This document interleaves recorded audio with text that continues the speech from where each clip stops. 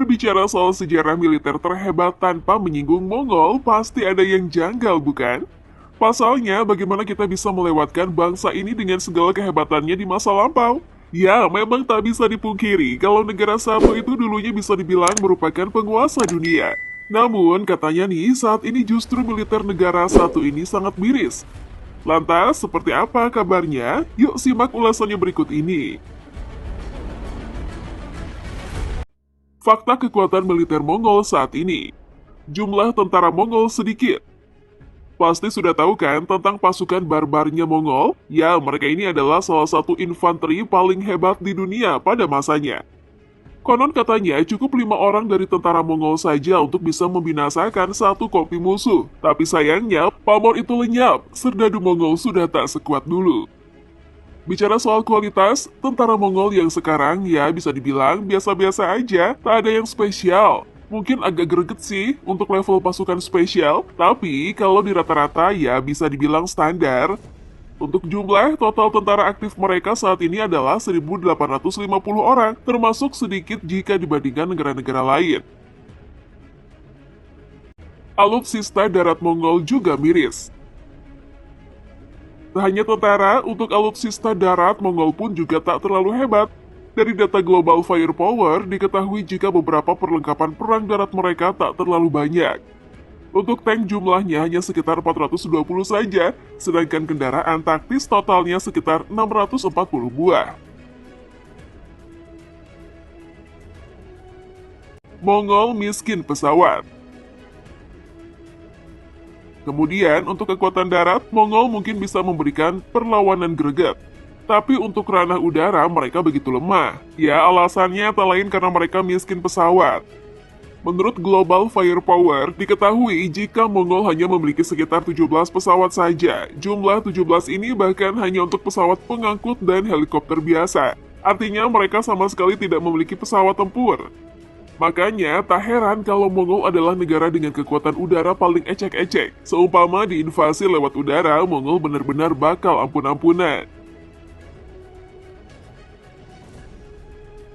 Negara tanpa kekuatan laut. Di satu sisi ada negara-negara yang jor-joran memperkuat armada laut mereka. Namun di sisi lain ada pula yang tak memiliki kekuatan laut. Nah, untuk yang kedua itu, Mongol masuk ke dalam salah satunya. Ya, diketahui negara ini tak memiliki satupun destroyer atau kapal apapun alias tidak punya taji di lautan. Hal ini cukup masuk akal sih karena posisi geografis Mongol yang landlocked alias dikepung daratan. Meskipun demikian, kalau melihat ke masa lalu, kekuatan laut Mongol ini luar biasa. Salah satu buktinya ya perang mereka di Jawa. Diketahui saat itu Genghis Khan mengirimkan ratusan kapal berisi ratusan ribu pasukan untuk menyerang Jawa. Tapi hari ini satu kapal tempur saja mereka tak punya. Hampir jarang bahkan tidak pernah kita mendengar berita tentang Mongol. Negara ini seolah tertutup tabir besar sehingga tidak tersentuh oleh kabar. Hal ini sebenarnya sesuatu yang sangat janggal jika kita bandingkan dengan Mongol abad pertengahan. Meskipun media belum ada saat itu, namun nama mereka bak headline berita yang tiap hari pasti ada. Tapi by the way, ini apa kalian tidak penasaran dengan fakta militer Mongolia dulu? Dipimpin oleh Genghis Khan.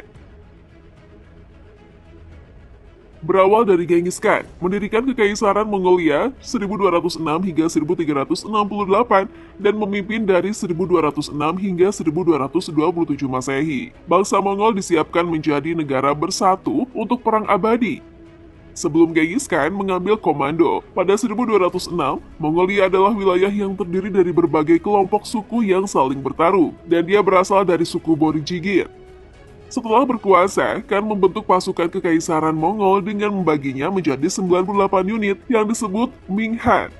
Diketahui per unitnya memiliki 1.000 pasukan. Kemudian, Khan juga merekrut tentara dari negara-negara yang ditaklukkan dan melatih mereka untuk berperang demi Kekaisaran Mongol. Wah, luar biasa bukan?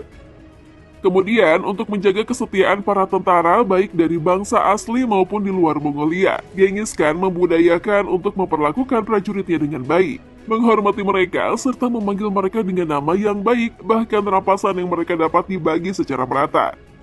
Sementara itu, Genghis Khan juga keras dalam mendisiplinkan setiap prajurit atau komandan yang tidak mematuhi perintahnya.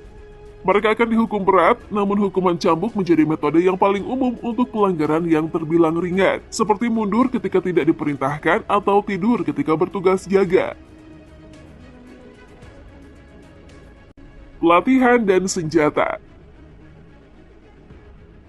Diketahui prajurit perang Mongol memang dipersiapkan untuk masa kanak-kanak, yang dimana mengharuskan semua anak laki-laki dan perempuan berpartisipasi dalam kompetisi atletik, pacuan kuda, gulat, berburu, dan memanah. Tak hanya itu saja, setiap prajurit Mongol sudah mahir menggunakan kapak perang, tombak, belati, pisau panjang, dan senjata mematikan lainnya secara efisien. Namun, senjata unggulan pasukan Mongol adalah busur komposit. Mereka menyukainya karena bisa menembak lebih akurat, berkekuatan tinggi, dan bahkan bisa dengan mudah menembus perisai.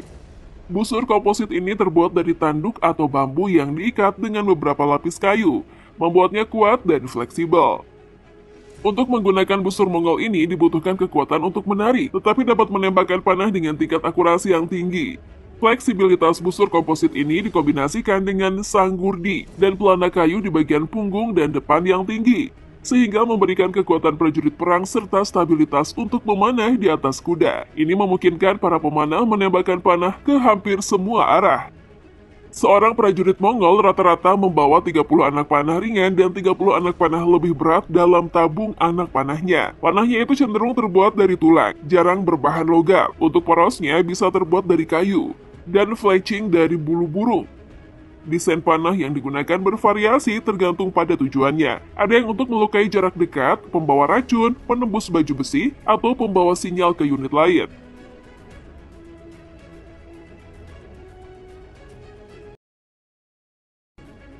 Baju zirah ringan. Setelah itu kita beralih ke baju zirah. Baju ini adalah bagian dari pertempuran zaman kuno. Pasukan Mongol suka memakai baju besi di dada. Namun mereka tidak suka menggunakan yang berbahan besi logam berat karena baju besi yang berat akan menghambat kecepatan mereka dan akan membuat mereka kelelahan. Baju zirah mereka biasanya terbuat dari bahan mantel berat, potongan logam, tulang atau kulit yang dipernis. Tak hanya itu saja, pasukan Mongol kadang-kadang menggunakan baju besi plat yang berbahan ringan juga untuk kuda mereka. Taktik perang mematikan. Pasukan Mongol memiliki kekuatan perang juga dari berbagai taktik yang akan dengan mudah menaklukkan musuh. Mereka memanfaatkan psikologi di medan peperangan. Mereka tahu bahwa kerja mental lebih penting daripada kekuatan fisik untuk mengalahkan musuh. Jadi, mereka menggunakan kekuatan fisik dan taktik untuk melemahkan psikologis para musuhnya. Jaringan spionase yang efisien. Salah satu strategi pasukan kekaisaran Mongol lainnya yang penting adalah jaringan mata-mata mereka yang luas dan efisien, yang memberikan mereka kekuatan perang. Kekaisaran akan menyebarkan mata-mata di berbagai wilayah musuh dengan melakukan penyamaran seperti pendeta, pembelot, dan pedagang untuk mengumpulkan informasi tentang kesiapan musuh untuk berperang. Hal pertama yang mereka coba ketahui adalah kelemahan musuh mereka. Melalui jaringan mata-mata, pasukan Mongol menjaga diri dari serangan musuh yang tiba-tiba dan menghindari menjadi mangsa rencana penyergapan. Manuver kekuatan. Pasukan Mongol tahu kecepatan dan koordinasi perang mereka dengan baik dan menggunakannya hampir di setiap medan perang. Pertama, mereka akan mengirim unit kecil tentara untuk menemui musuh, untuk mengidentifikasi sisi lemah dari garis musuh. Dilansir dari medium.com, prajurit Mongol jarang menggunakan tentara yang lebih besar dari 10.000 kavaleri dalam kampanye kecuali di Eropa sekali, di mana mereka harus mengalahkan tentara yang jauh lebih besar. Jumlah mereka yang kecil akan menyerang musuh dan berpura-pura mundur untuk memberikan keunggulan kepada musuh. Kemudian musuh yang mengikuti mereka dengan demikian akan terjebak oleh tentara Mongol yang lebih besar yang menunggu untuk mengepung. Taktik perang favorit lainnya pasukan Mongol adalah menyerang dengan unit kavaleri berat. Pasukan Mongol akan mengepung musuh dari segala sisi dengan kavaleri tercepat, kemudian akan semakin bergerak maju untuk menghancurkan semuanya.